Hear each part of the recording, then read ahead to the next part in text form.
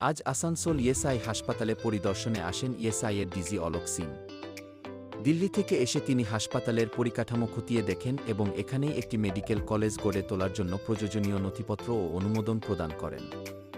আধানপোল ESI হাসপাতাল চত্বরেই প্রাথমিকভাবে 50 আসনের একটি মেডিকেল কলেজ চালুর জন্য মেডিকেল এসেনশিয়াল সার্টিফিকেট দেওয়া হয়েছে। ন্যাশনাল মেডিকেল কাউন্সিলের গাইডলাইন অনুযায়ী আসানসোল ইএসআই হাসপাতালে পর্যাপ্ত চিকিৎসক ও পরিকাঠামো রয়েছে বলে জানিয়েছেন মেডিকেল এডুকেশনের অধিকর্তা। রাজ্য সরকারের অনুমতির পর ন্যাশনাল মেডিকেল কাউন্সিলের চূড়ান্ত অনুমোদন মিললেই মেডিকেল পড়ুয়াদের ভর্তি প্রক্রিয়া শুরু হবে বলে হাসপাতাল কর্তৃপক্ষ আশাবাদী। এ বিষয়ে রাজ্যের শ্রম ও আইনমন্ত্রী মলয় ঘটক বলেন, মুখ্যমন্ত্রী মমতা বন্দ্যোপাধ্যায়ের আমলে আসানসোলবাসীর আরও একটি স্বপ্ন পূরণ হতে চলেছে।